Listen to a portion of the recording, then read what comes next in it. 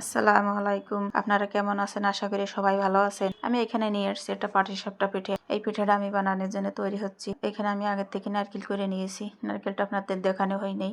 আমি এখানে দুধ জ্বালাই নিয়েছি বেশি করে। তারপরে দুধ জ্বালানি হয়ে গেলে আমি সুজিটা ভেজে নিয়েছি। তারপরে এখানে হচ্ছে আমি সব কিছু দিয়ে এখানে ময়দা দিছি, চালের গুঁড়া দিছি, হালকা একটু চিনি দিছি, প্যাকেটের দুধ দিছি, দিয়ে আমি গোলাটা মাখিয়ে নিয়েছি। তারপরে এখানে হচ্ছে ওইখানে যে আমি হালুয়াটা করে রাখছি, সেই হালুয়াটা আমি এখন পাটিসাপটায় বাজে বাজে দিয়ে আমি উঠাবো। আমার পাটিসাপটাটা কেমন হলো বানানি আমাদের কমেন্টে জানাবেন। এখানে আমার পাটিসাপটা সুন্দর করে আমি একটু লাল হয়ে গেছে।